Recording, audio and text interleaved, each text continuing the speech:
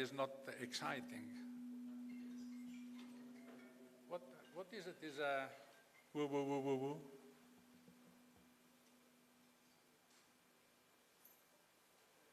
Okay. Anyway, we planned to start 4 o'clock or 5 minutes after 4. My 25 years with the Japanese, I get already nervous, so we have to start. I am Silvio Manicardi, Second Deputy President of FIM Europe, and I have the pleasure to introduce the 13th Annual Conference on Road Safety and Mobility. I pass immediately the presentation to the people because we are quite short on time. So, our friend Dimitris Margaritis is the chairman of the Public Affairs Commission. Niels Freidwall is the chairman of our Touring Commission. John Chatterton-Ross, Executive Secretary, International Affairs of FIM. Our most important guest today, Matthew Baldwin, Deputy Director General, the European Coordinator for Road Safety and Sustainable Mobility. So exactly the team that we wanted to develop with you and with the other guests. Thank you very much to be here. Antonio Perlot, Secretary General of ASEM. ASEM is the Manufacturers Association, for people who don't know. Dolph Willinger, Secretary General of FEMA. I think everyone knows FEMA. Fantastic association who make a very nice work, especially in Brussels. And Jesper Christensen, that is a big boss, but today he has a new, old hat. He's here as Secretary General of SMC. So I pass immediately the word to Mr. Matthew Baldwin, because we have a problem with the flight, so we have to, Mr. Baldwin and Mr. Perlot will speak as the first one. Thank you very much.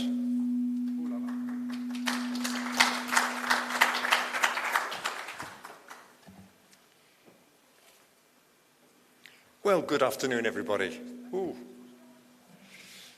Can you still? It's going to be very, very painful for you to listen to this unless we can improve it. Thank you very much for joining us. I know that the flesh pots of Zagreb are probably very attractive, and it reminds me of an old joke about the supporter of the not very popular football team who ran the club the day before the game and said, "What time's the game start?" And the person answering the phone said, "I don't know, up to you, what time can you get here?" Anyway, dear friends of motorcycling, dear friends of road safety, wonderful to be here this afternoon. I decided, can we try something else? I see there's a microphone here. Yeah, maybe we should try.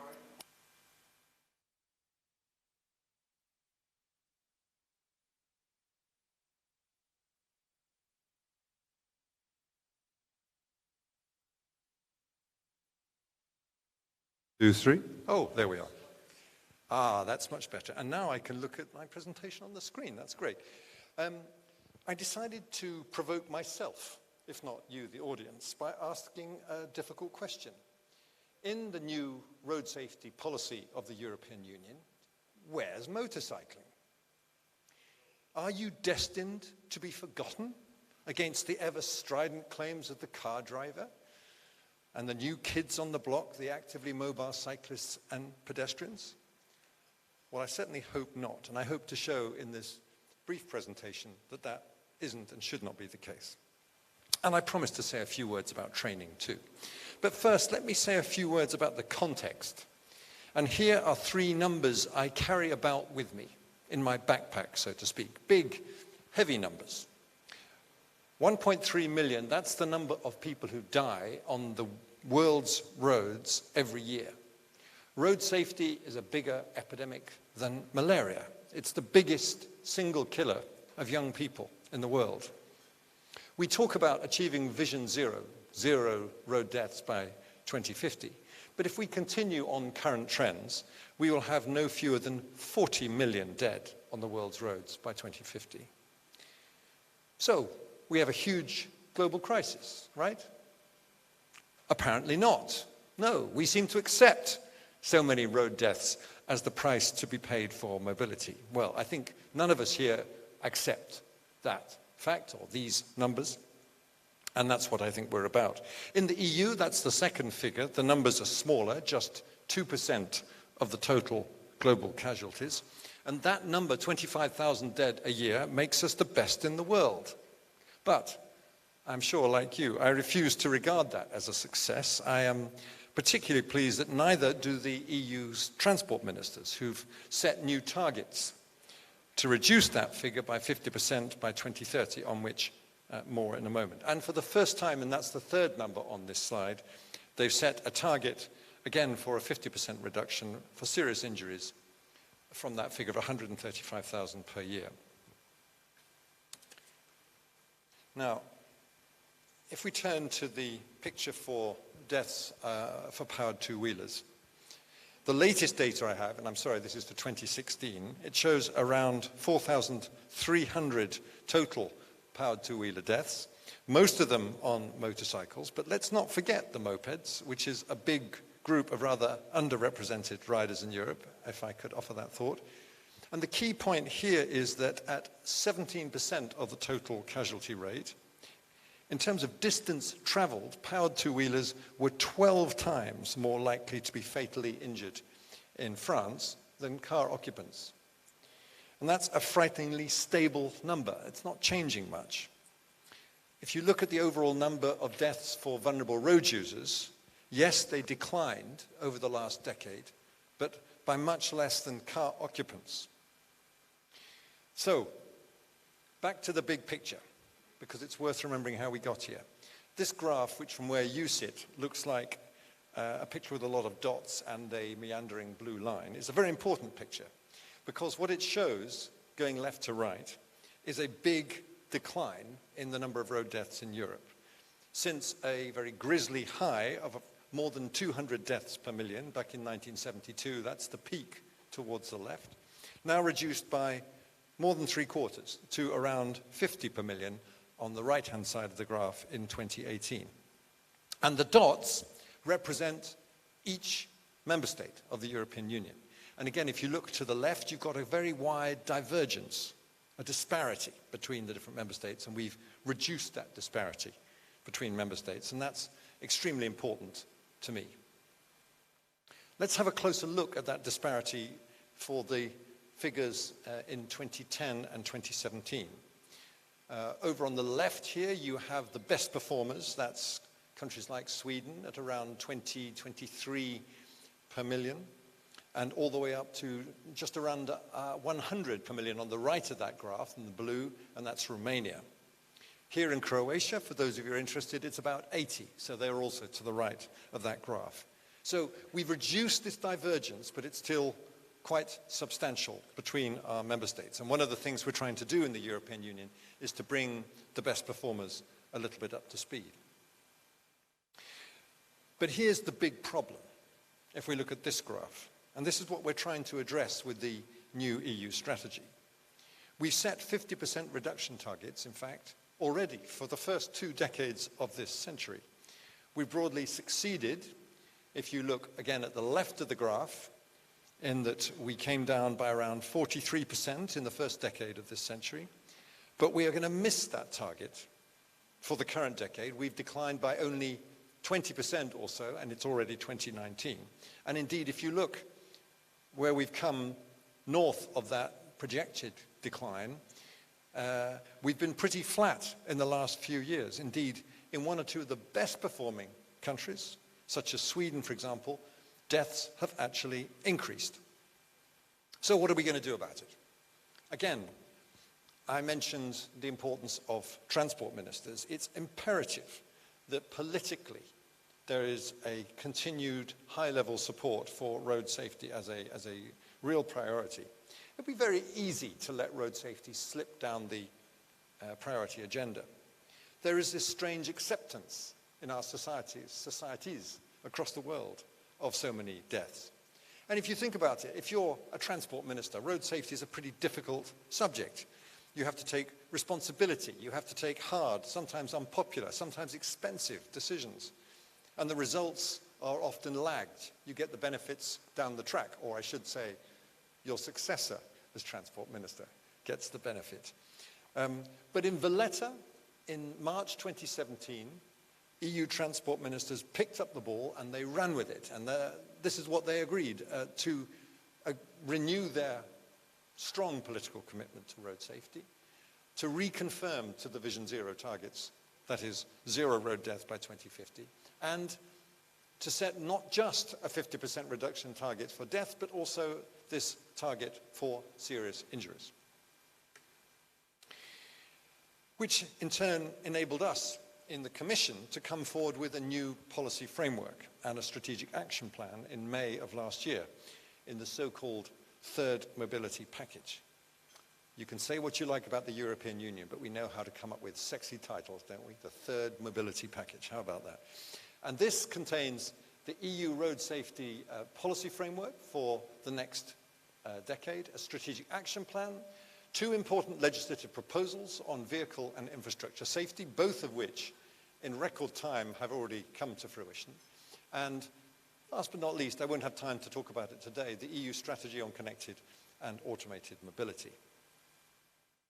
And here is a target, a shot of our road safety policy framework for the next decade.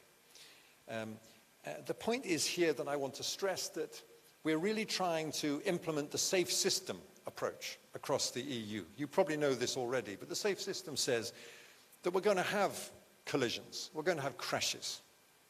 I refuse to call them accidents, by the way. But these collisions will continue to occur for one very simple reason, and that is we are human beings. We make mistakes.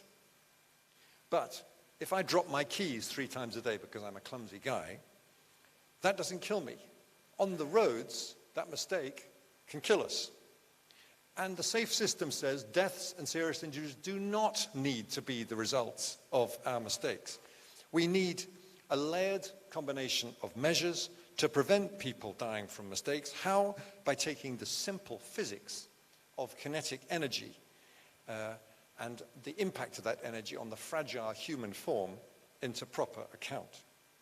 Taken together, if one element fails or is insufficient, another element needs to intervene to prevent the worst outcome. If the vehicle or the infrastructure is not safe enough, then we need to ensure that the protective equipment comes into play, or we need to reduce the speed and therefore the impact of the crash.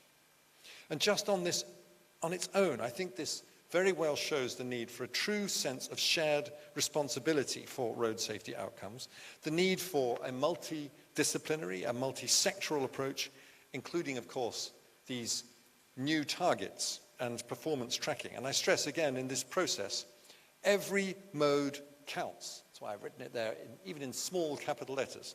It's got to be this way. If we want to drive down the road safety casualty figures, we have to do it across the board. We need those better results in every mode. Again, to provoke you on this hot afternoon, I thought I would now deliver some what I call unpalatable messages. And to even it out, there are unpalatable messages for car drivers, for cyclists, and for motorcyclists too. I talk a lot about governments accepting and indeed seeking responsibility for the running of the safe system as the ultimate managers. I stress, I have already, a lot the importance of political will to deliver road safety objectives.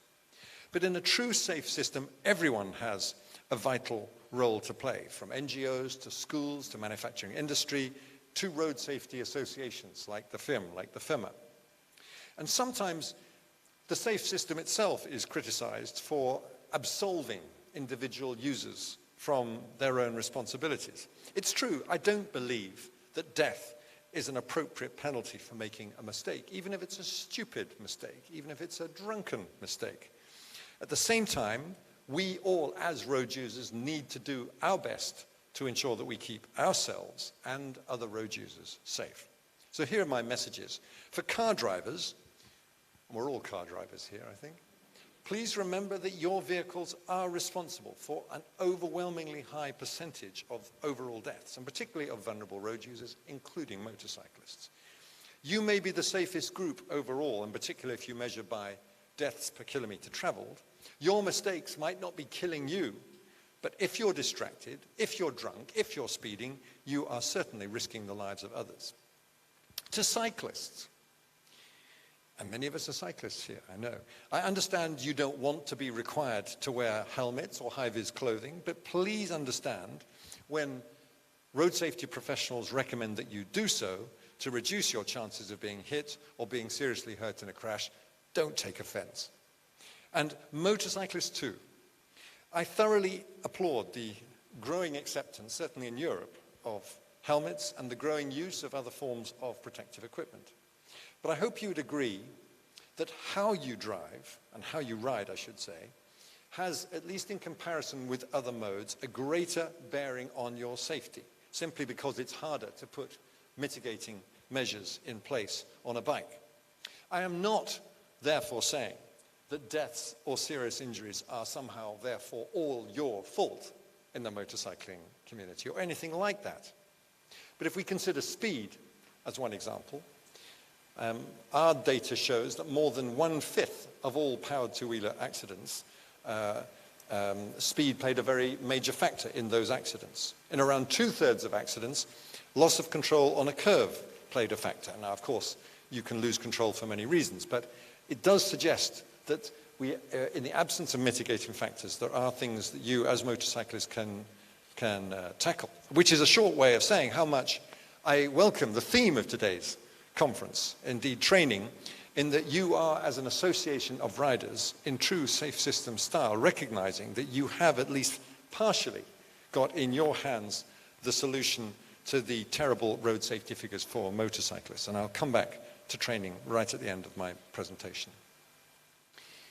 Now, if we look at the different elements of the safe system and powered two-wheelers, and again, I want to stress how much I want to work with motorcyclists on the overall new strategy. I'd like to very briefly go through the different elements of the safe system to show how much, in fact, the different elements of the strategy have direct relevance for the powered two-wheeler community.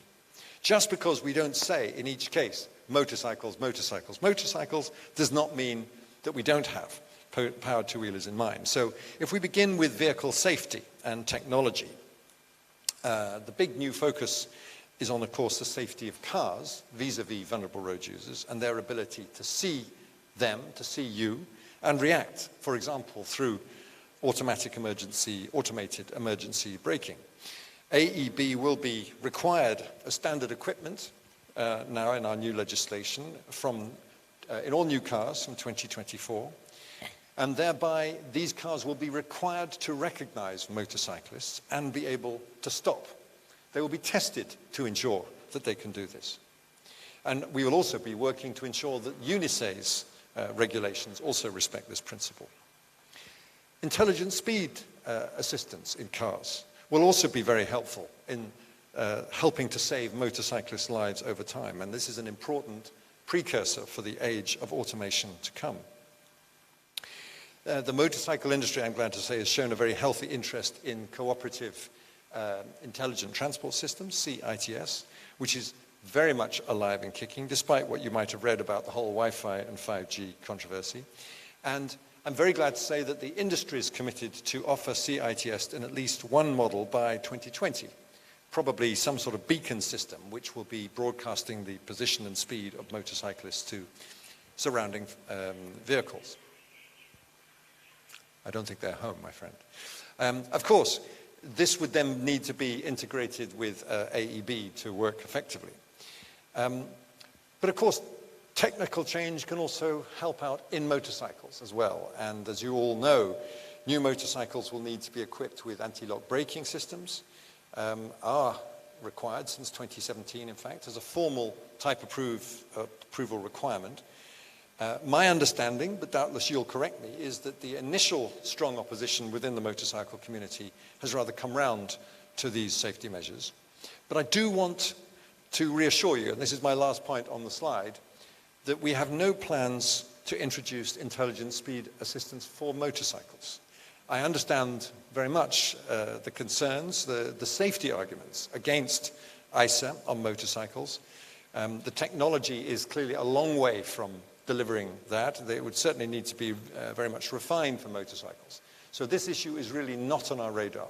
And I've had a very useful exchange of letters with Dolph on this, which I hope makes that very clear. Now, the second point of the safe system I want to touch on is infrastructure, and we very much recognize the strong relevance of this for the motorcycle community. I welcome that I've had the chance to engage with you on the risks of, for example, different types of safety barriers, some which work very well for cars but can be lethal for bikes. We're also very conscious of the impact of surface quality for motorcycle safety and things like slippery road markings. They may be visible, but they can be catastrophic on a bike. And now, for the first time in our new legislation on the road, the new improved Road Infrastructure Safety Management Directive, vulnerable road users, including, of course, motorcyclists, will be fully taken into account in planning infrastructure. And the extended scope away from just the big motorways across Europe to include national roads will also be very important, because these have in the past been really killing zones for motorcyclists. Protective equipment, well, I can be quite brief on this because I think this issue is a bit less controversial now in the motorcycle community. We'll have a KPI, a key performance indicator, to measure helmet wearing across the EU, both for motorcyclists and for cyclists. I'm aware, of course, of some still rather substantial differences in wearing rates, even though it's compulsory, I believe, now in all member states. I want to mention here other forms of protective and reflective equipment, not because we've got any plans to make them compulsory or anything like that, but to stress, whilst we understand the importance of not fear-mongering, if you like, for motorcyclists or bikers, it is prudent, in our view, for bikers to do what they can to protect themselves and to make themselves visible, again, particularly when we look at the analysis of crashes with cars turning across the paths of motorcyclists and so on. And in all these cases, I want to underline, road safety must never be about blaming the victim. So let's not get into the business of saying, oh, he or she wasn't visible enough, it was their fault. That's not the way we want to think about these issues. Speed management, well, I already touched on this. It's too often the forgotten pillar of road safety management. The fact is, we know how much lowering speed can make a difference. The risk of being involved in a crash when speeding is 13 times higher than when you're not. It's too often seen, in my opinion, however, by drivers and by riders as some sort of optional extra. Speeding in the different attitude surveys we've carried out is seen as somehow less socially unacceptable or less indeed criminal than other activities, including drink driving. People think it's wrong to drink drive, but they think it's okay to speed, which I find fascinating. Now, setting speed limits is not something the EU does, but I think it's an important thing when we talk about the safe system. Setting the right speed limit, enforcing it rigorously, and reducing the sort of loopholes that mean that, you know, it's somehow okay to speed in other countries because we know we won't have to pay the ticket if we get it.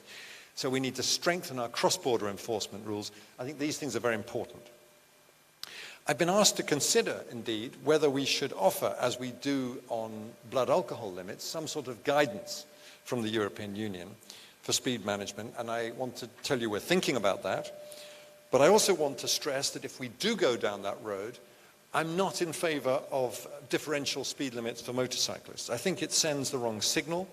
Even if someone could prove to me, for instance, that a particular bend was particularly dangerous for motorcyclists, it would overcomplicate what is already a lot of information for road users to absorb. And again, it risks sending the signal that somehow it's the fault of the motorcyclist, which is not the intention.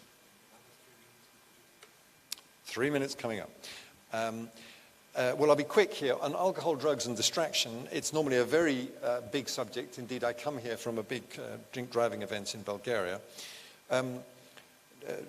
We have a KPI on this. We want to measure how much people are observing the rules. Let's not forget drugs, because both by prescription drugs or indeed illegal drugs, they can increase the chances of crash by up to a factor of 7. But I'm very pleased to say that alcohol is increasingly not a factor, as far as we can see in the motorcyclist community.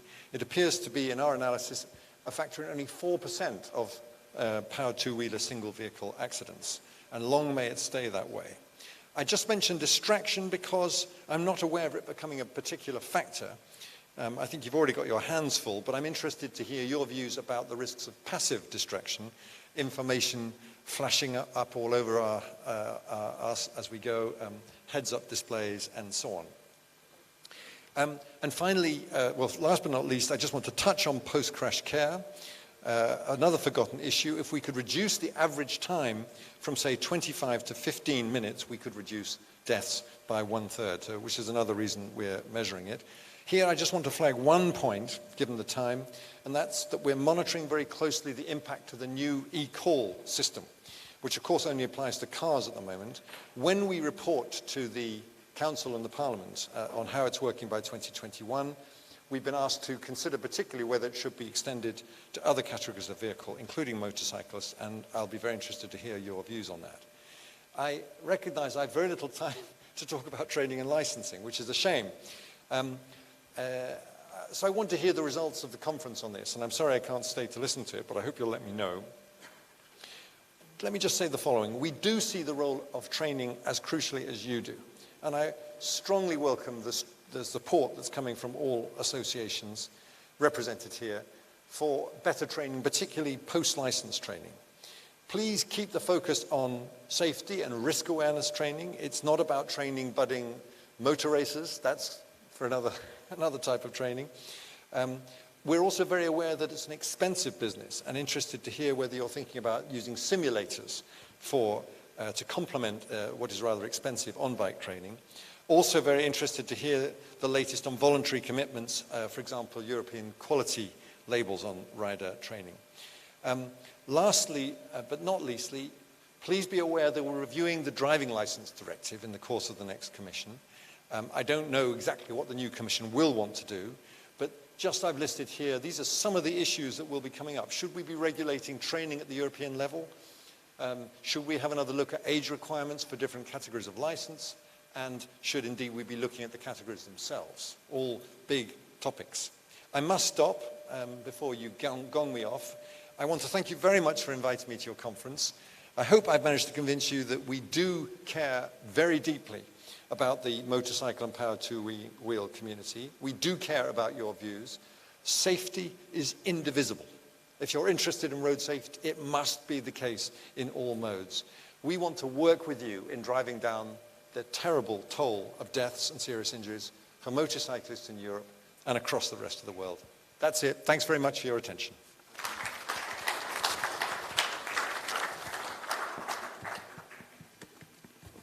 Thank you for very, very interesting presentations.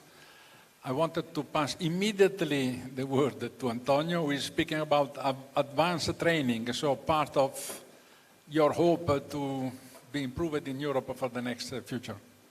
Antonio.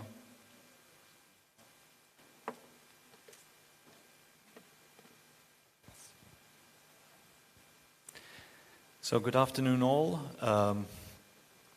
Just a presentation from the motorcycle industry. My name is Antonio Perlot. I'm going to introduce you the Power Two-Wheeler Training Initiative and our quality label.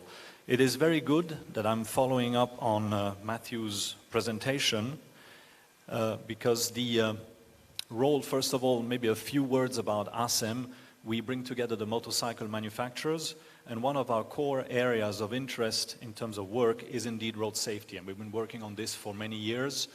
We have devised strategies to ensure that we can cover all the aspects of the integrated approach and make improvements towards the goals that have been presented by Matthew. So this is the reason why, as was highlighted, whilst the integrated approach is about also vehicle and infrastructure, even as a motorcycle vehicle manufacturer, we focus a lot on training. We believe it is essential to achieve the improvements we're after.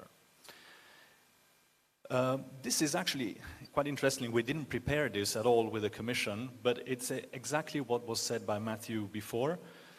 We can talk about human error, and I think we can try to reduce the size of human error, but we should accept that we will not be able ever to eliminate it completely.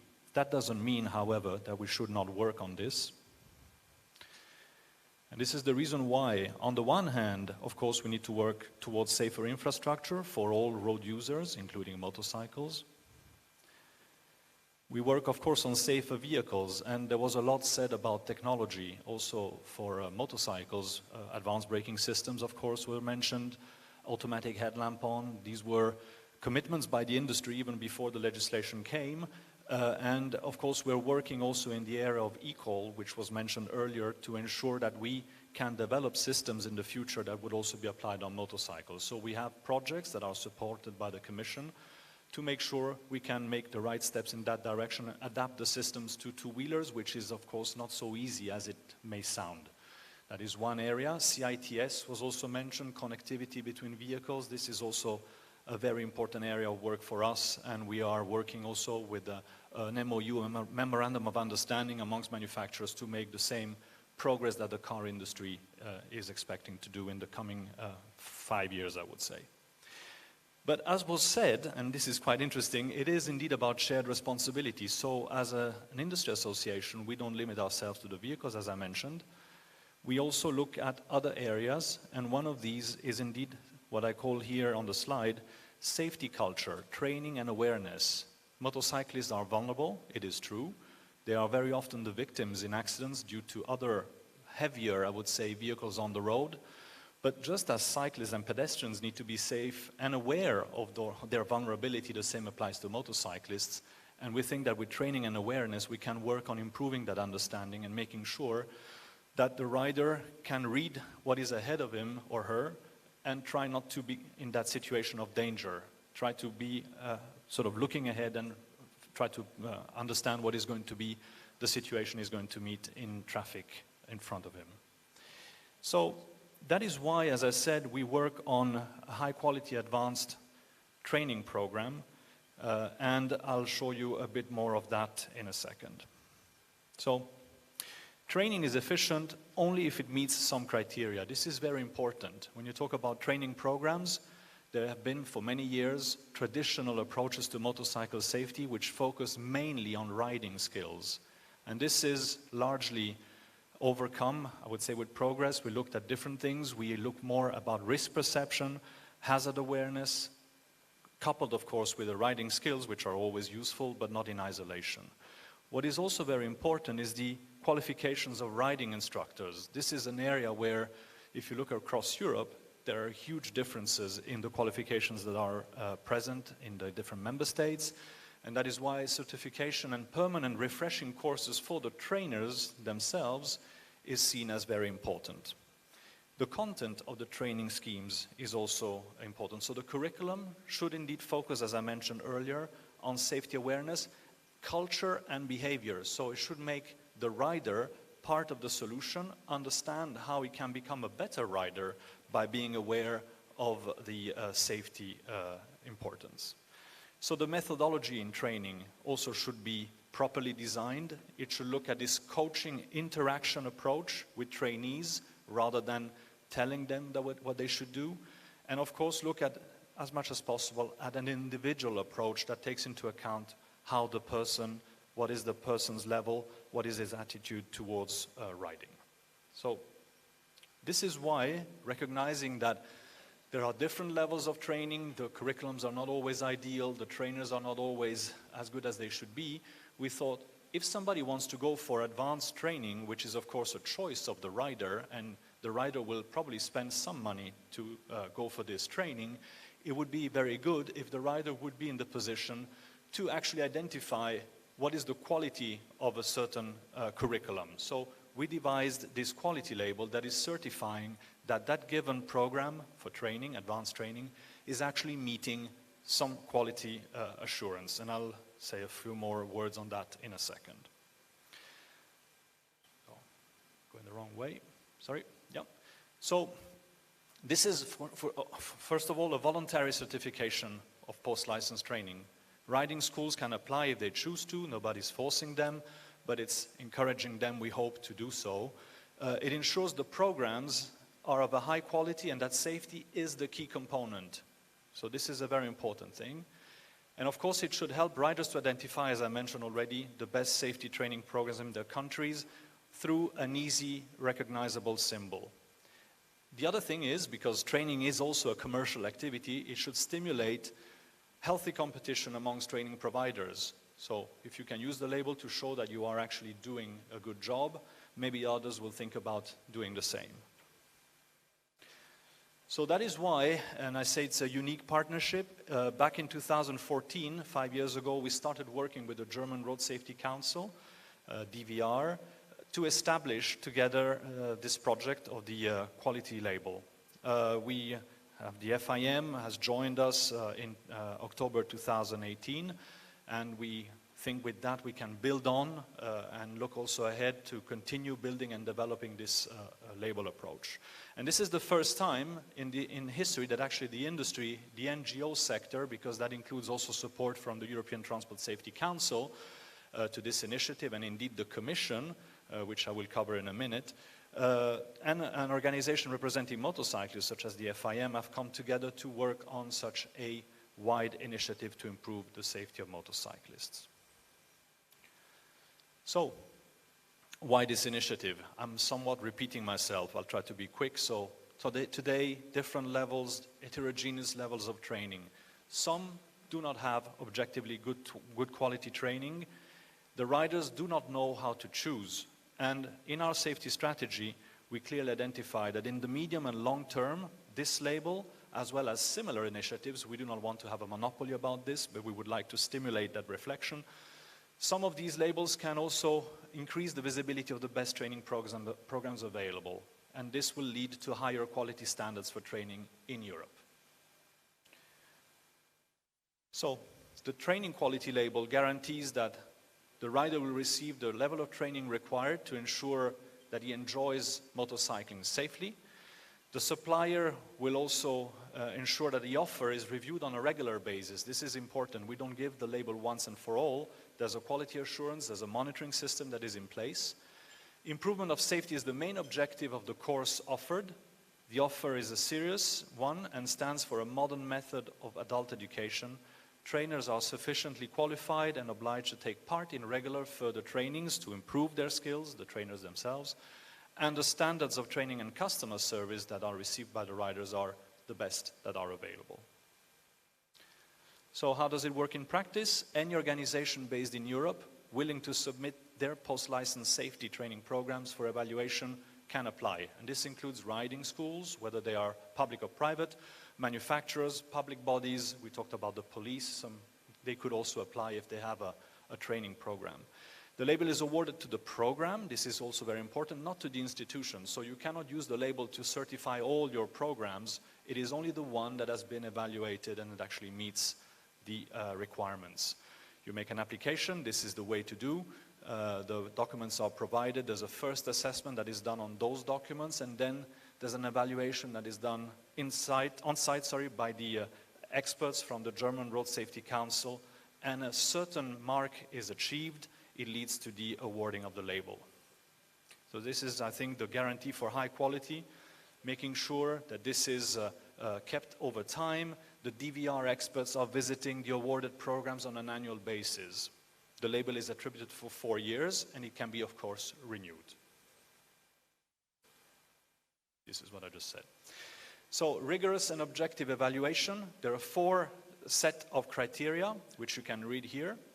Contents, methodologies, qualification and further training of trainers, quality assurance, and then as an optional part, one can also go for the module training, for the module that is certifying the quality of the training premises. And basically these areas are all rated, and the candidate training should achieve at least 40% of the maximum evaluation for each of the categories here, and in total the average should be at least 60%. Yes, I'll go quick. So this is just a picture of the launch, and I think the first awarded program, KNMV, who is in the room here, was from the Netherlands, was awarded the first label. But now we moved also, and we have 28 programs certified 3 years after we launched this. 6 countries are on board, as you can see here, and what is interesting is that we have 4 more candidates for this year: Belgium, Greece, Cyprus, and Portugal. We hope they will join quite quickly the others. There's been coverage in the press, and The added value, we have a video here, and I don't know if it will work. The sound, I'm not sure will work. Let's see.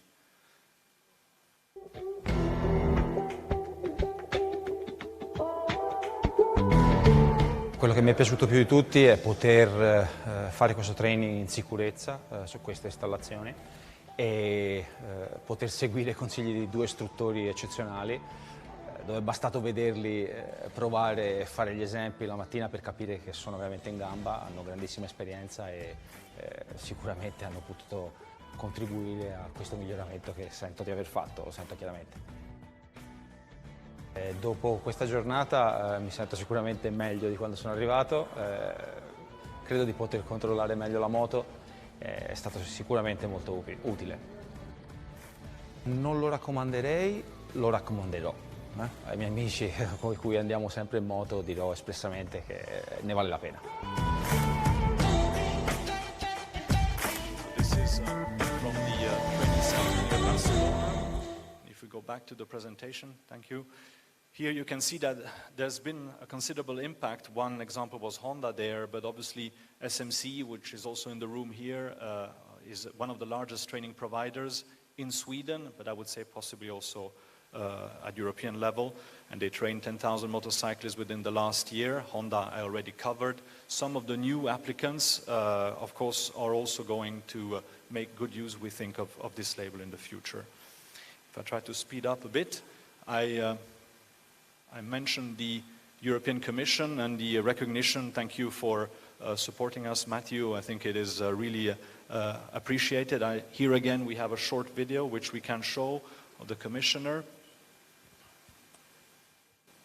And you mentioned voluntary commitments. Dear motorcyclists, with spring in the air and days getting longer, the riding season is approaching.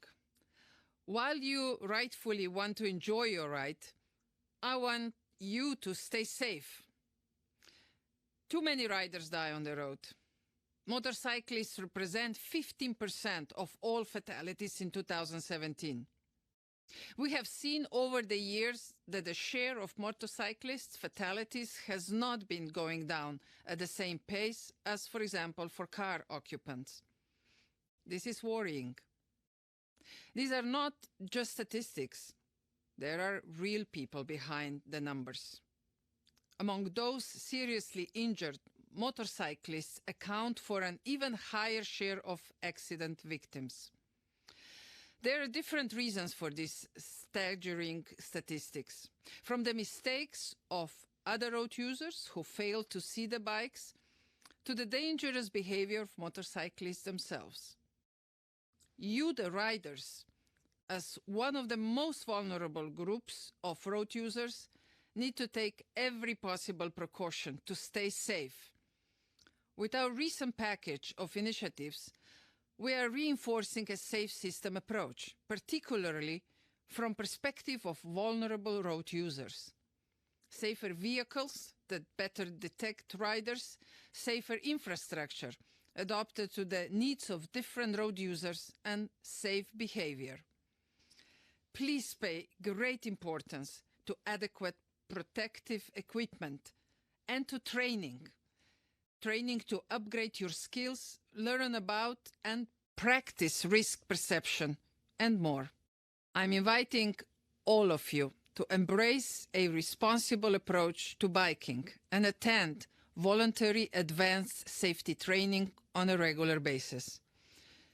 Europe has some high-quality training schemes on offer. The European Motorcycle Training Quality Label is one of them and will help you to identify the very best motorcycle safety training courses out there. High-quality safety training is one of the basic stepping stones to increase road safety awareness and education, as identified in the European Commission Strategic Action Plan of May last year. We are grateful that the European Motorcycling Training Quality Label has been set up and responding to our call for voluntary commitments. Enjoy the ride and stay safe. So if we go back to the presentation, I'm nearly finished. So again here, support by the European Transport Safety also. And what is the way forward when it comes to the training program? We see exchange of experience and knowledge to continue, of course. We would like to generate this healthy competition and enhance quality that I mentioned earlier on.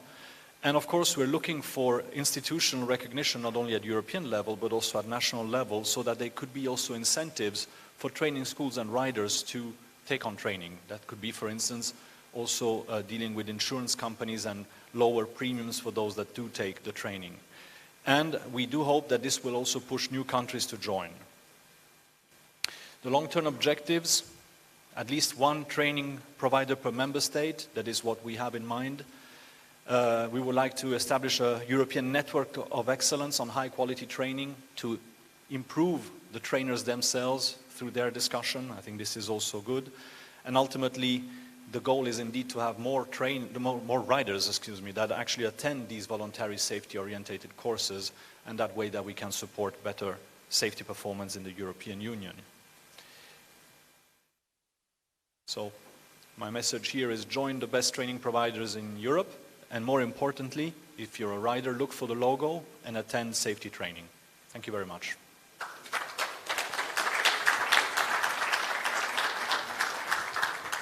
Thank you, Antonio. Unfortunately, as we said at the beginning, Mr. Baldwin and Antonio Perlot have to rush to the taxi who is waiting for you. Do it. It's up to you. It depends how much you risk to lose the plane. If you want, there are a few people who actually have some questions.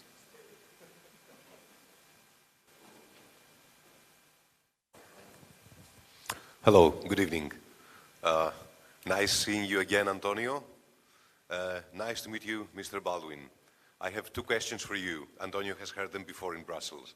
First of all, how come my neighbor's son, who is 18-year-old, cannot ride his Suzuki 800 because of the A1, A2 diploma, but he can legally drive his BMW M6 580 horsepower? That's food for thought. And the second one, Mr. Baldwin, are you a rider? You are a rider, I suppose, I presume. Not a motorcycle. Huh? Not a motorcycle rider. Oh, not a motorcycle, okay.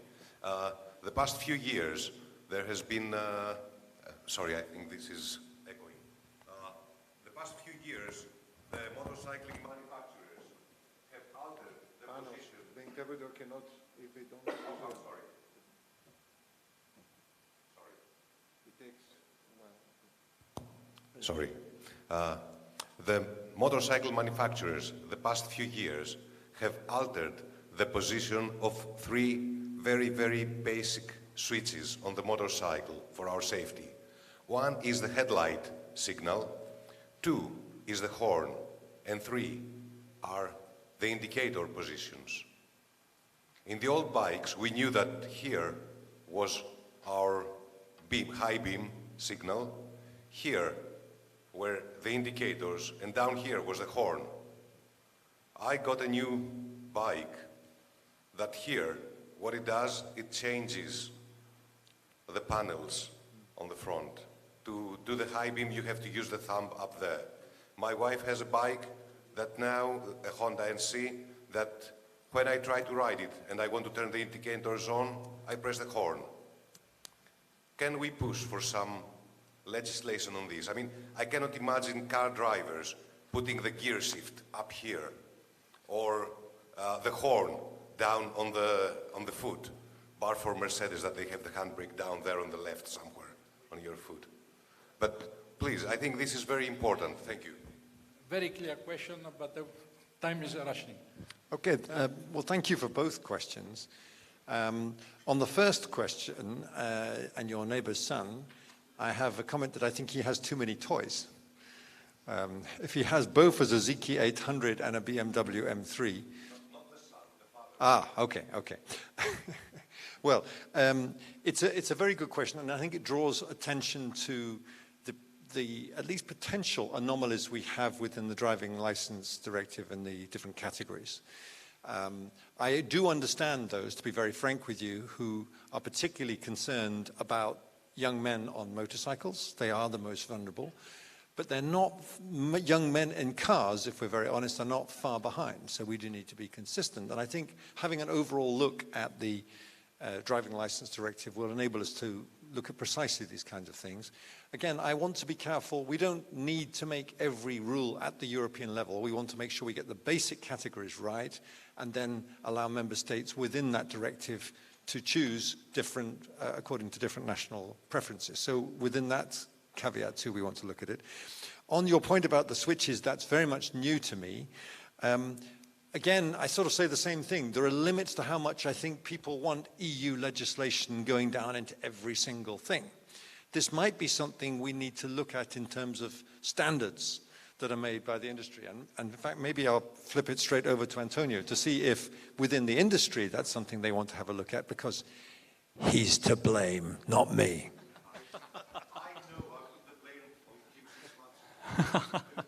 Okay, so what can I say? There are some telltales that are standardized. So for instance, the warning messages you will have, the lights, the colors of the lights, these are standardized. Yeah. For other things, it is left, of course, to the manufacturer, but I would say the HMI, the human-machine interface, is always a key concern for any manufacturer. I think the challenge we're going to face with time is that with the increasing complexity of vehicles, because, I mean, we are following on cars with more and more, I would say, systems, electronics that need to be managed. And of course, contrary to the car, we have much less space that can be used, and that's why on some, we have to look also at overload and what could be the effect of that. That is raising challenges for the manufacturers on how to fit all those commands. You forgot to mention, for instance, heated grips, which is very handy in the winter, but of course it's an extra switch you can choose to have. So I don't have an answer to that. I don't design the motorcycles myself, but I will raise this as a concern to the colleagues in the association. Thank you.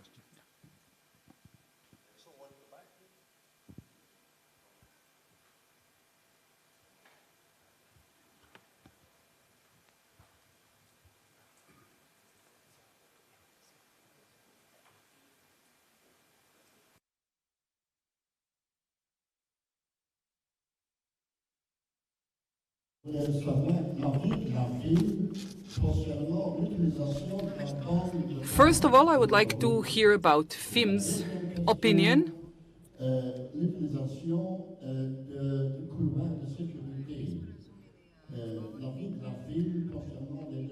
We have trouble in understanding the speaker.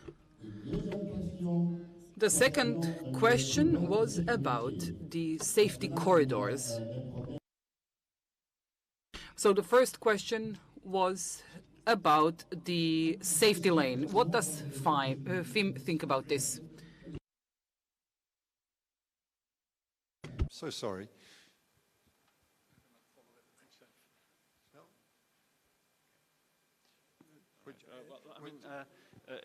Excusez-moi, est-ce que vous parlez de la bande d'arrêt d'urgence d'un côté et puis les couloirs de bus, c'est bien ça?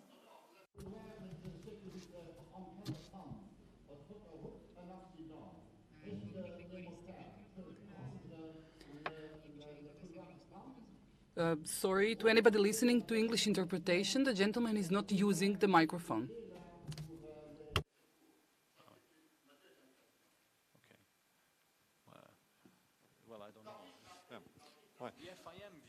Oui.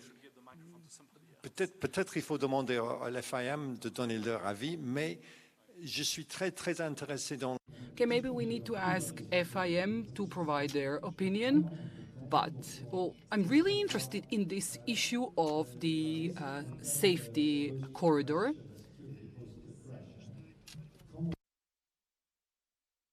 Because it's very important in the context of safety following an accident. So providing first aid to those involved in the accident is of great importance. And this corridor, the safety corridor, is a very important issue to raise in terms of providing first aid. So excuse me for being unpolite, but I have a certain responsibility. I want you back in Brussels.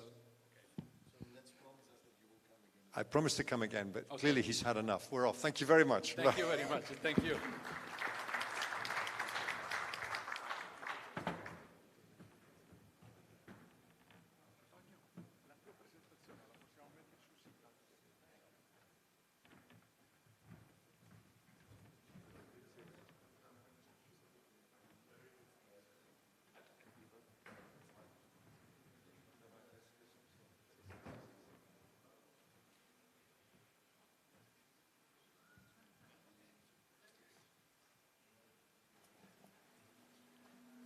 Okay, excuse me.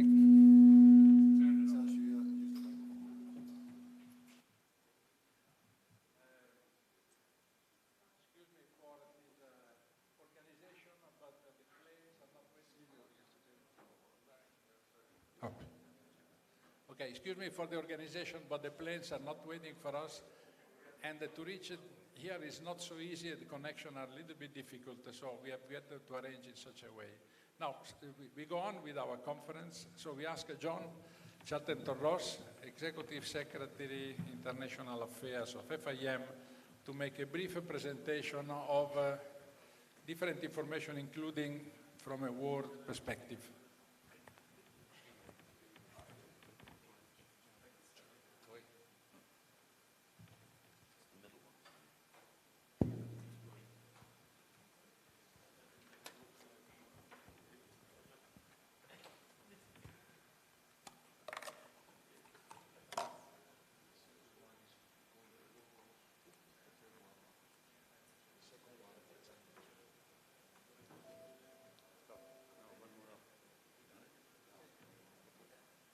Good afternoon, everyone.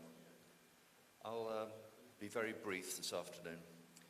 The thing that we are thinking about within the commissions here in FIM and FIM Europe is how are we going to really move things forward?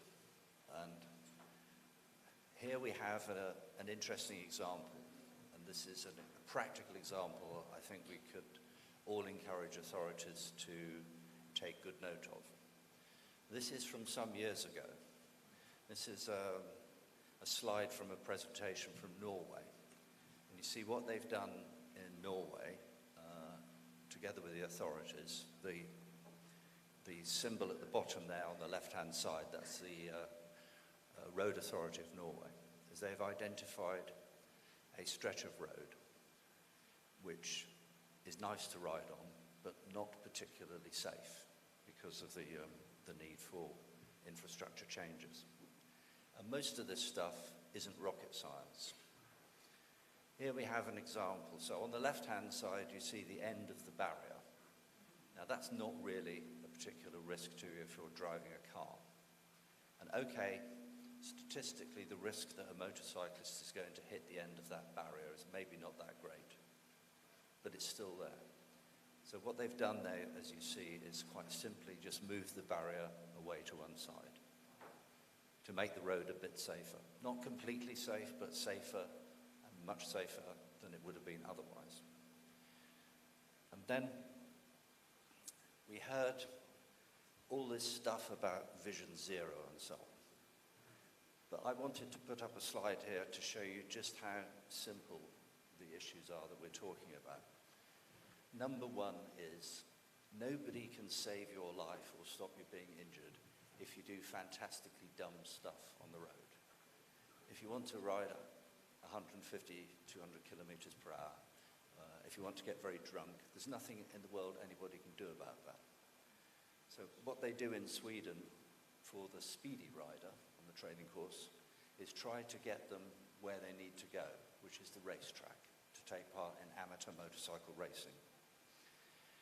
What we also need to do, and I won't go on about this, is we need to take some rider training courses and we need to do refresher courses. And then the rest of it you see is fairly straightforward. We've listed there what manufacturers and authorities and so on can do. Now, does this make any difference? Well, you can't. I couldn't get a slide to show this really clearly, so I have to explain it. This list of countries are the countries of the British Commonwealth. So these are the countries that used to be in the British Empire. There's one additional one that was not in the British Empire, which is sort of towards the middle, and that's the African country of Mozambique. The British did not invade Mozambique, but Nelson Mandela was very friendly with the government of Mozambique. Nelson Mandela asked Queen Elizabeth if he could invite Mozambique to join the British Commonwealth, so they're in there as well. And you see at the very bottom, the safest country. It's 2.8 deaths per 100,000 of the population. That is the city-state of Singapore. At the top, with over 35, I think it is, deaths per 100,000 of the population, is the island of Santa Lucia. The rest of the ones at the top are all African countries. But African countries have very, very small numbers of motor vehicles, apart from South Africa, but they still manage to kill people at an outstanding rate. So conclusions, it does make a real difference. Europe, and I don't mean just the European Union, but all of continental Europe, so all of the countries that are covered by FIM Europe. Europe is by far the safest part of the world compared to other parts of the world.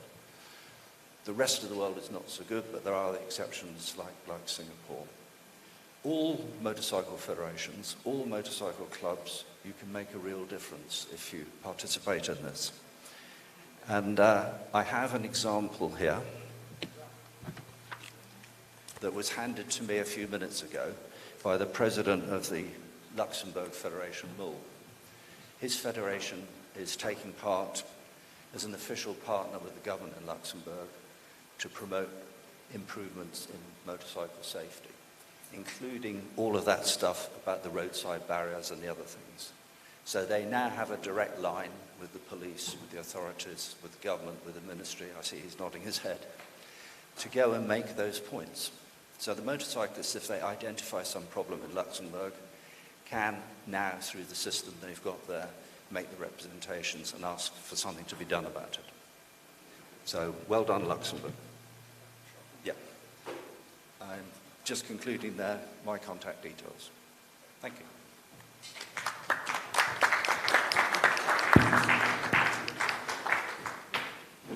Thank you, John. We ask the next speaker. Dolph, do you want to make your presentation?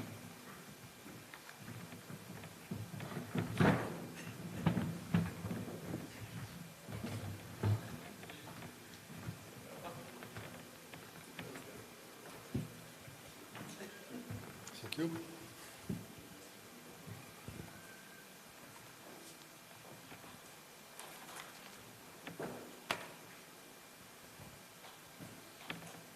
Good afternoon, everybody. My name is Dolph Willigers. I'm the General Secretary of FEMA.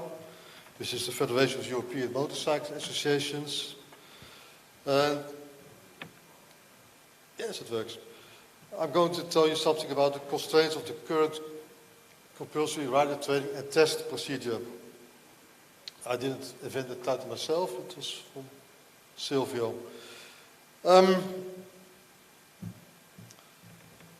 What I'm going to tell you is a bit about the statistics, short history of this third driving license directive, the third driving license directive in essence, in practice, the consequence of the present situation, the state's access and our demands. So let's start with the statistics. These come, by the way, from the Rider Scan project that we finalized 4 years ago. And then, very important to know, we've been talking about post-license trainings, which are very important. I'm very in favor of it. But we should not forget that only a third of the riders follow such a training. And we can find it mostly in the Northwestern European countries like Sweden, Netherlands, Germany, and also more women than men. This means that 2/3 of the riders never follow a post-license training, and that makes the initial riding training so much important. Another thing that's important to know is that since the implementation of the third driving license directive, there has been a strong decrease in some member states of people who have done the riding test. In Austria, the decline was 60%. In Finland, even 72% even, and 46% in France. This is a worrying thing. So that means that less and less riders are, or I should say less and less young people are becoming riders.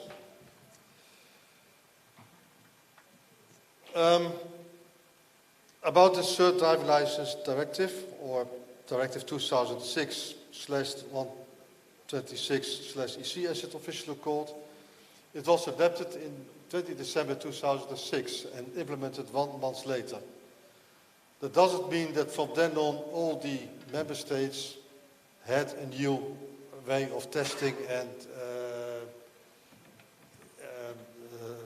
training, because in fact the old driving license directive was repealed 6 years later in January 2013. From then on, every member state has to use the new system, has implemented the third driving license directive. And this third driving license directive was received with mixed feelings. The member states were quite happy with it because they liked the state's access, they still do. But the motorcycle community was less happy with it, especially because of the state's access. But they saw benefit in the possibility to have a little bit stronger motorcycle when you have your A2 license. So what's it all about? What is the third driving license directive essentially? What it does, it harmonized the driving license for all European Union countries. But in fact, of course, the second and the first also did. More important, a new driving license physical driving license was introduced, the credit card type.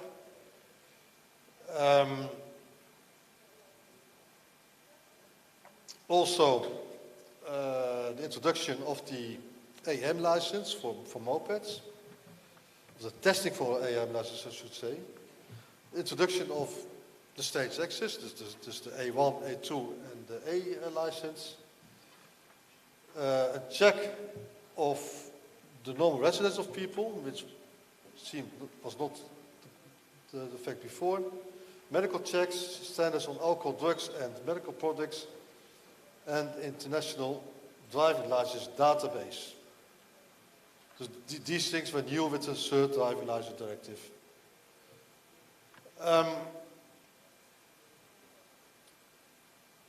Now, in practice, what happened? Every country, every European country of countries part of the European Union has implemented the third driving license directive, but all in another way. So what you can see is that the entry start differs from country to country. For mopeds, the entry start even differs from 14 years to 18. Dus there are countries where you can have your moped license with 14 years. The other countries, you have to wait until you're 18. For A2, it differs from 16 to 18, from A2 from 18 to 20, and from full A from 20 to 24. And in between the stages, there are differences in how you get to the next stage. Is it only training? Is it only testing? Or is it a combination of training and testing?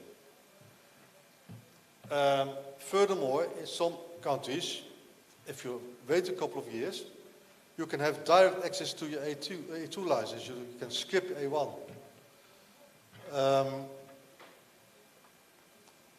And sometimes you have to wait, like I said, some years, and sometimes you need to have a B license. Examples of that are Greece, Netherlands, Germany. Another thing that is worth mentioning is that in most countries, you can have a direct access to full A license at 24. Another thing we see is that there is a focus on technical skills in the third driving license directive. And obviously these skills are not related to safety. I mentioned some examples, like walking with your motorcycle, or putting your motorcycle backwards in a parking space. Yes, these are very convenient skills, I agree, but I don't think they're necessary for road safety. And the result of all this is that candidates are not trained to be good riders and responsible riders, but they are trained to get a license. And that's something completely different.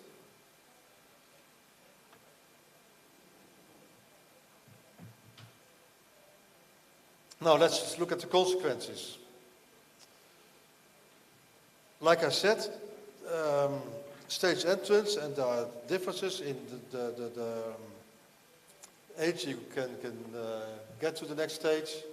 What you see now is people are not willing to go through all 3 stages, so they wait, they skip the A1 when it's possible. In the Netherlands, 95% of the new motorcycle riders go directly for the A2 and skip the A1 license. And I can't blame them, by the way, because riding a 125cc motorcycle in the Netherlands, which means that when you have to cross a river, we have a lot of rivers in the Netherlands, you have to use either a ferry or go to the motorway. With a little bad luck, you have a maximum speed of 80, 90 kilometers per hour, because you have to go uphill and you have the wind in front of you. These big, heavy good vehicles, they have speeds that are higher than yours. So I would not like to drive a 125cc motorcycle in the Netherlands with a big truck pushing me over the bridge. Well, I've found some other examples. Slovakia, 84%, Sweden, 71%. Skip the A1 if possible. And the other thing that we will see is that people just went into they are 24 and skip the A1 and A2 altogether. That has some consequences too, because in the meantime they get a family, they get a B license, so maybe they won't be riders at all, because they are used to the car and have their hands full of the family, etc. The other thing is, when they do get a license at 24, that means that they have no experience with a lighter motorcycle. They start with a heavy motorcycle directly. And now I quote from a report that was written for the European Commission about the implementation of the third DLD. It can be presumed that keeping riders from riding strange motorcycles at an age where they are more likely to show risky behavior improves road safety. However, the system does not seem to encourage riders to acquire more practice on smaller motorcycles before switching to stronger vehicles. They rather seem to wait and go for direct access instead. This is what we are confronted with now. This is not good for road safety. Finally, last consequences. The threshold to acquire a motorcycle license is getting higher and higher this way. You need a lot of time for your training, for your tests. You need a lot of money, because all this training and all this testing costs a lot of money. Results, people don't get the license anymore, stick with a moped, go only riding a car, or even what happens in some Nordic countries, they just ride without a license. And as I know from Jesper and his colleagues that this is really a big problem in Sweden. The other thing I already mentioned, because of the new, of the present driver license directive, riders are not trained to be responsible riders. They just learn some tricks. Unless you are lucky to have a very good instructor, but the system does not invite instructors to do that. The system invites them to learn you some tricks. So new riders, they lack hazard awareness, and sometimes they lack the necessary social skills to move in present traffic. Now I will say some more about the stage access.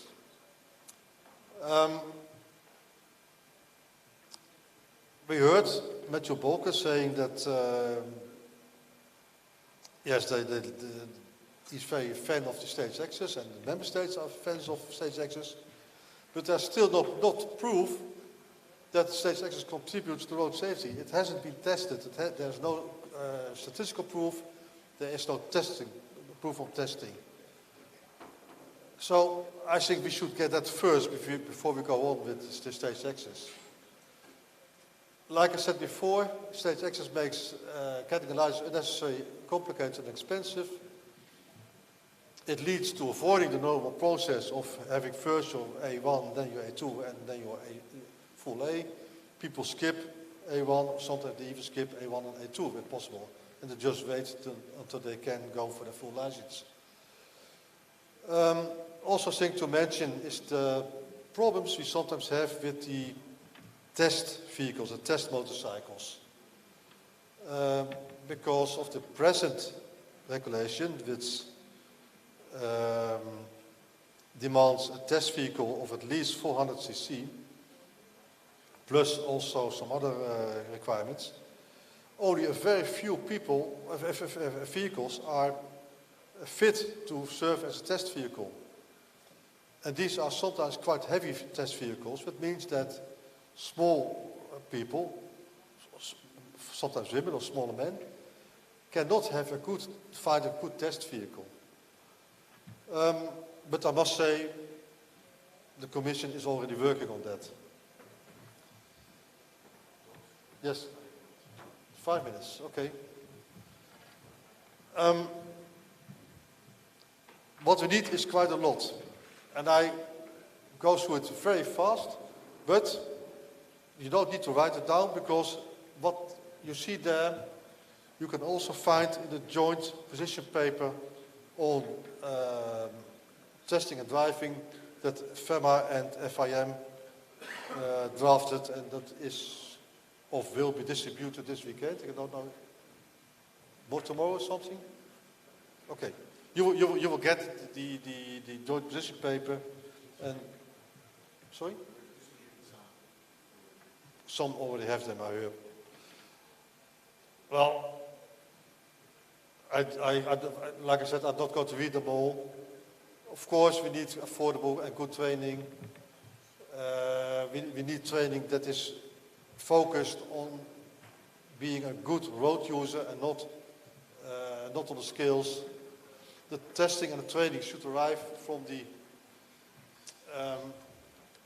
initial rider training program that was developed by FEMA, but also by FIM Europe, ASEM, and with the help of the European Union. We made that 7 years ago. This is the second last copy I have. But it's quite important to use this program.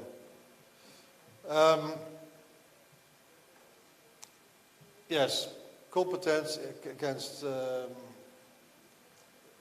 means the skills, knowledge and attitude to safely operate a motorcycle public roads is of course important, but most important, risk awareness, risk management should be part of the license test. And stop with stupid things like walking with a motorcycle, parking them in parking space.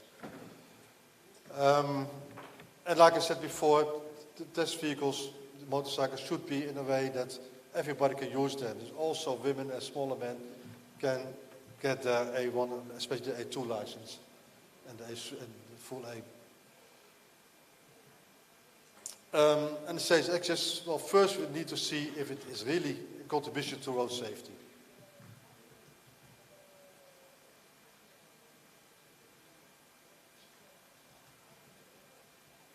And some demands for the motorcycles. I mentioned it before. This is it. You can read this all in the joint position paper. Thank you very much for your attention. I don't know if there's room for questions.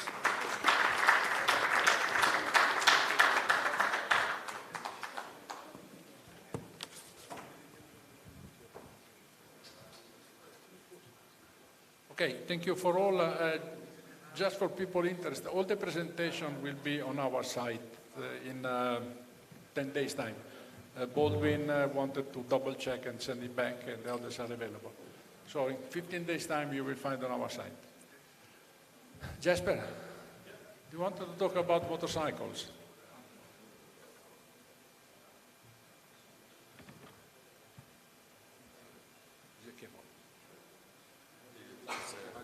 It's a wireless microphone, so it works. Thank you very much. Are you all feeling good? Is anybody tired? No? Really? Wow.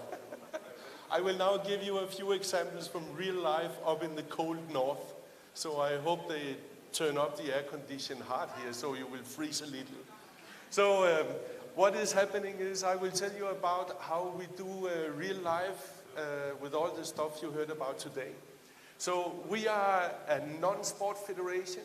So if I say to you, we don't do any sport at all, maybe I will lie a little, but that's the baseline.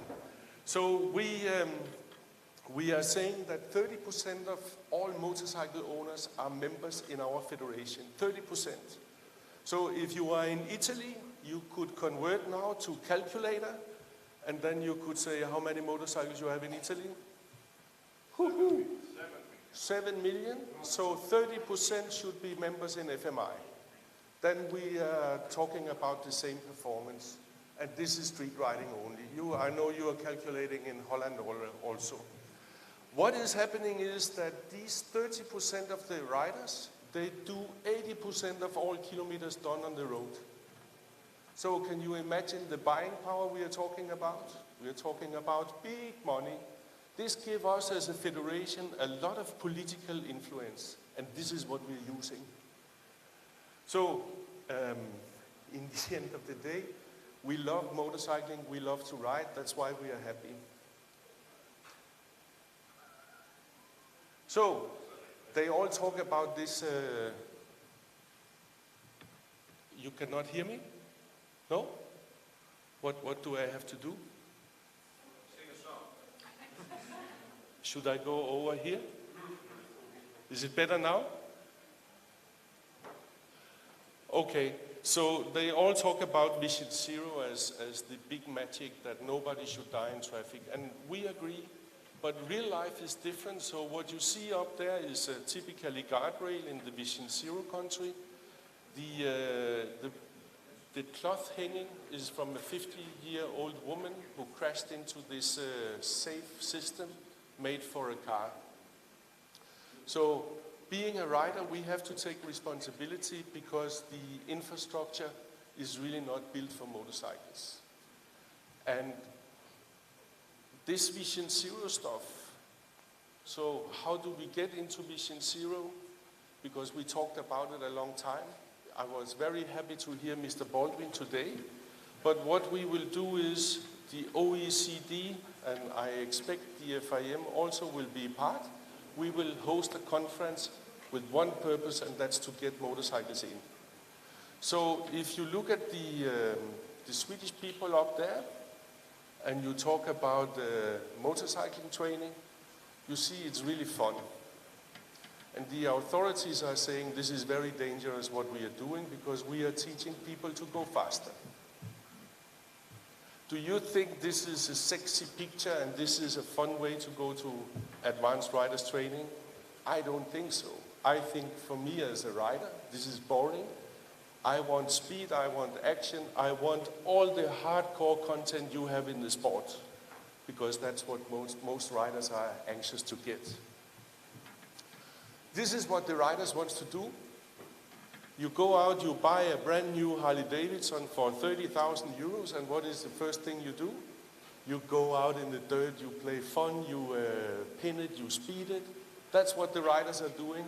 So, there's one secret trick to succeed in all this: listen to the rider.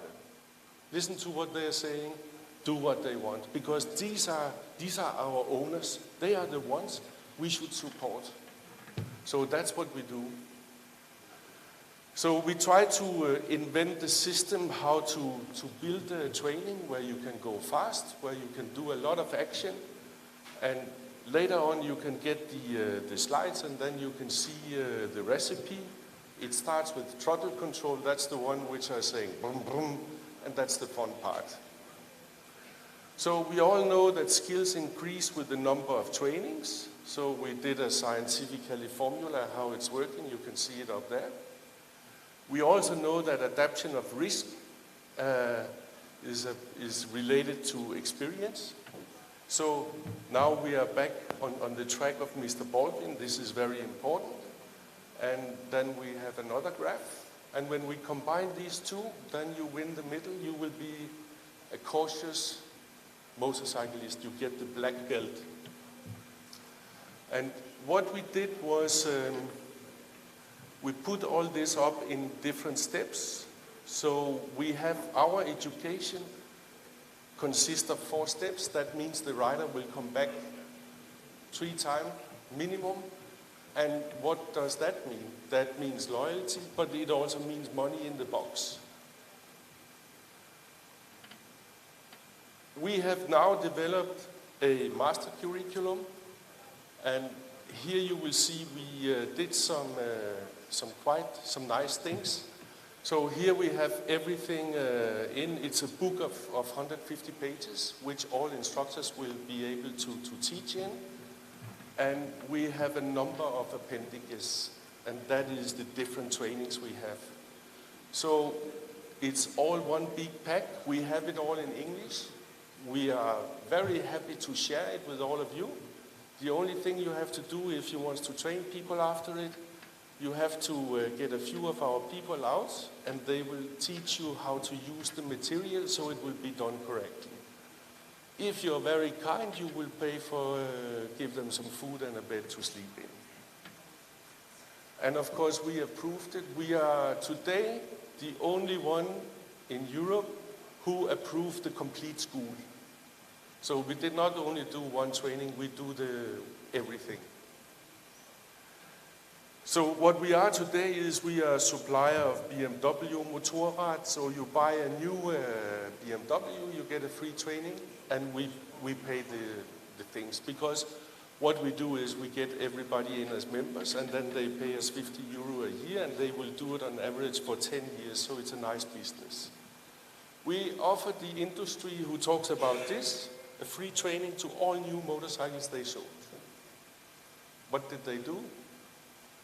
Oh no, this cannot be true. So they said no, some of them. So, but this is bringing us quite ahead. So when we take these riders in and we let them go fast, they have a driver's license. We teach them a lot. We have them on a racetrack for 4 days.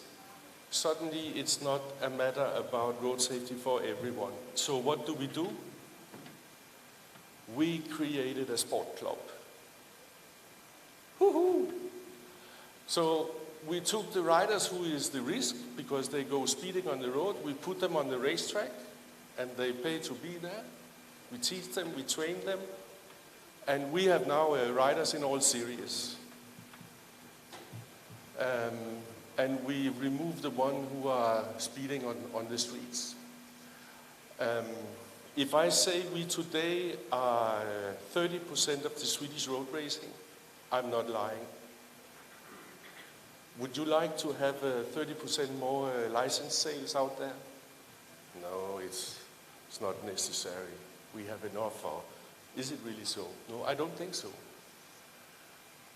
Here we put up a bunch of numbers. We are today the biggest leaser of racetracks in Sweden. So we run we have the biggest road racing series. We have 23 races in a season. We do about, what will it be, 50 plus 23, about 75 days on a big track. So the numbers are quite impressive. I could speak about them for a long time, I won't. I can say in another way, we do, with this, you remember 260,000 motorcycle owners. We do 300 schools in a year. We have a turnover of $1 million. We have 800 volunteers. I have right now standing here, we had 500 people in Norway because we are doing the Nordic Endurance Championship we are hosting, and we are a speed rider organization. So we put in actively 120,000 hours of road safety. This is a strong political commitment. So, and when we look at the accident statistic, it looks quite good. Things are going better and better. And the recipe is very simple, let the riders decide. This was the short version. Thank you very much.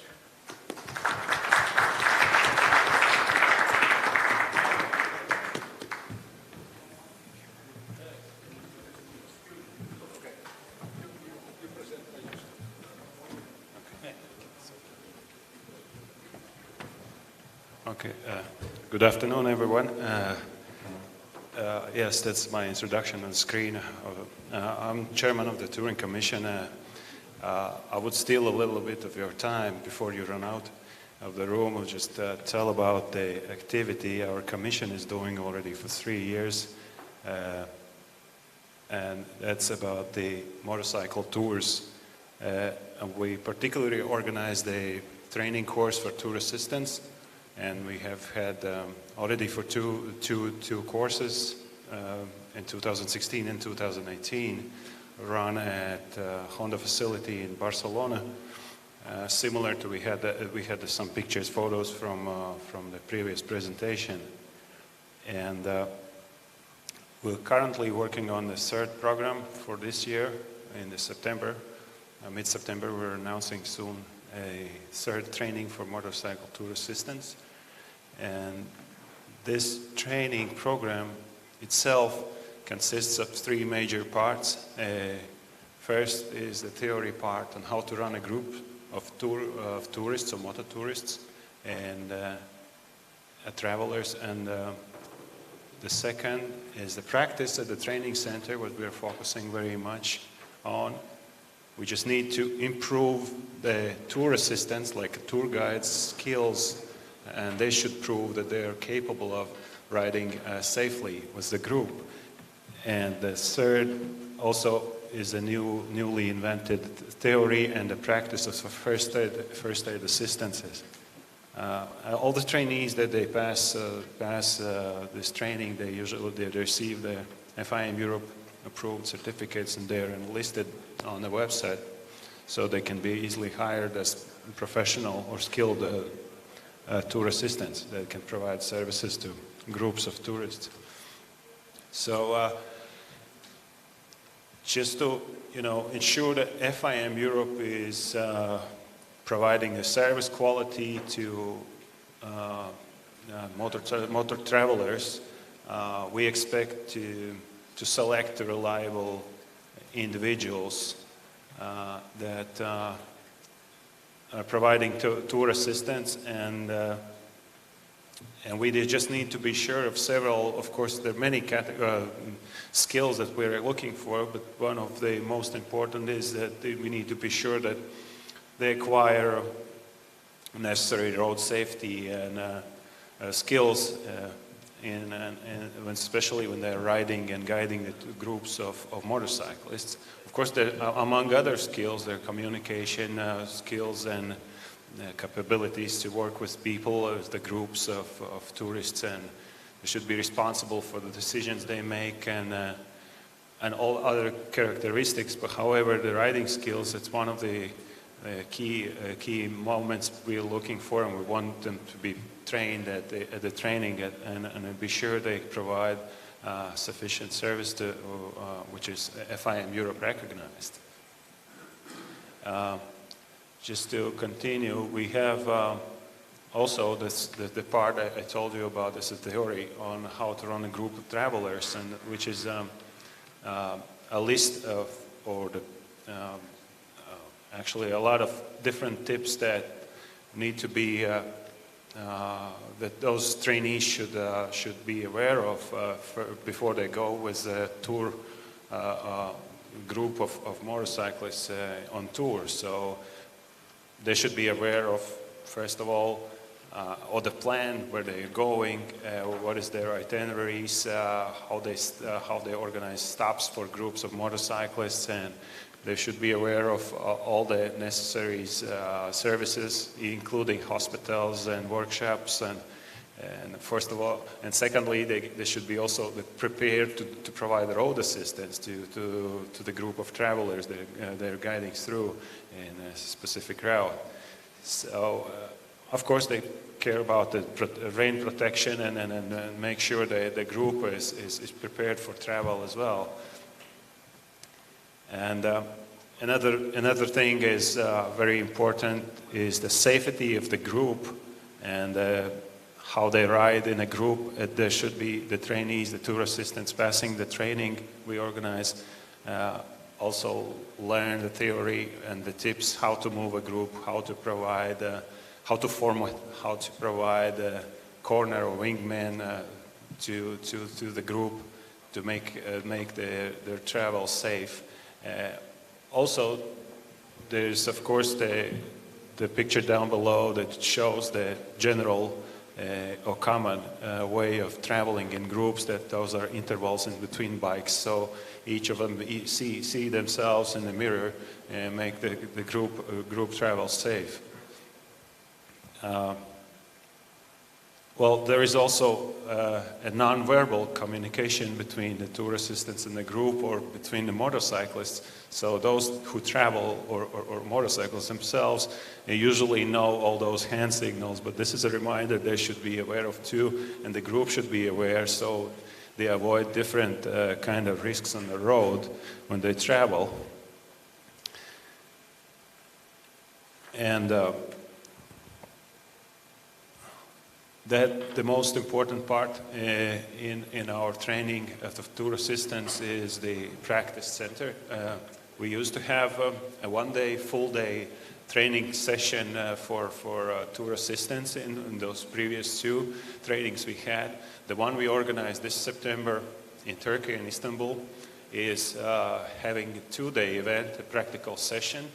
There are all kinds of their on-road, off-road trainings. They practice agility, braking with ABS, non-ABS, wet surface. So we're pretty sure that after those two-day practices, we have, let's say, very well-skilled riders that can be also tour assistants to provide group tours for people. So.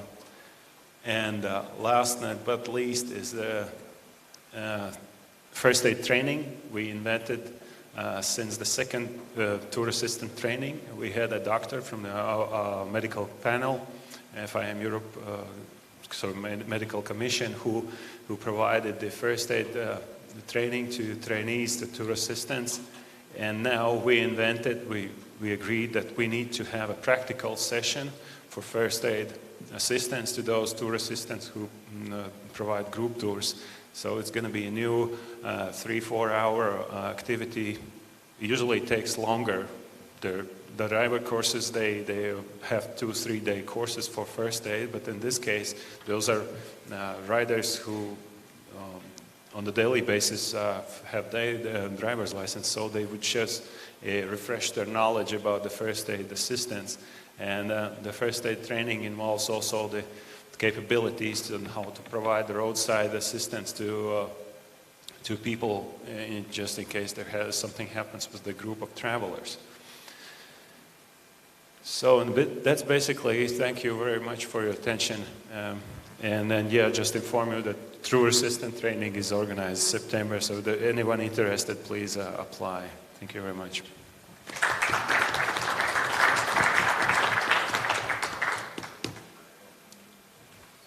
Thank you. So the presentation are finished. I hope that you enjoyed it, and especially as you have seen, we think that training is one of the ways to improve road safety. On-train the people, we don't want very fast riders, but we want very safe riders. We need safe riders to go on in the future. Politicians look us not always in a very positive way, so we have really to improve our behaviors on the road if we wanted to go on. Any question? Okay, if no question, our conference finished. We thank very much all the people who have participated to the conference. We close the meeting. We leave to Alessandro that is very nervous because he has another meeting in quite short time here. Thank you very much to all.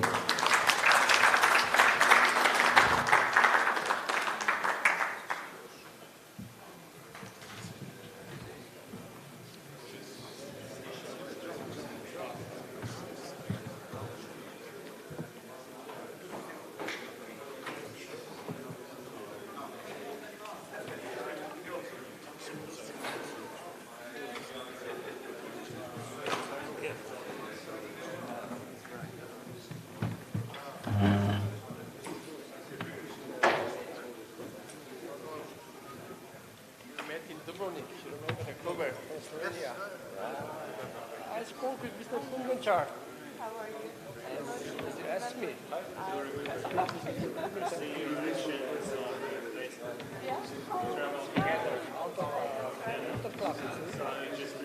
Remember, that's what we spoke about. He knew about you. He knew about you. You had some contacts already with Mr. Voluntary. You didn't finish the discussion. We spoke about that with Dubrovnik as well. Then I found this guy, I told him about that I met you, and he knows you from somewhere, or just by... I've never actually met... Yeah. You didn't meet him, but you had some discussion online maybe, with some emails or something, I'm not sure. That's possible. Yeah. And he told me that he never finished the discussion. That could be the team. Yes. I didn't say hello. Just in case, I didn't say hello. He's not contact with me. No, listen. They have their own business somehow. Thank you for contacting me. It's just very important. Very little members in Central East Europe. We have now nuclear from Romania. Oh. Very new. Just started. December last year. Very active. Czech Republic is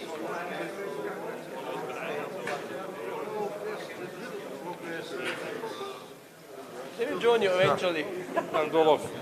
Hi. Those people I've seen already.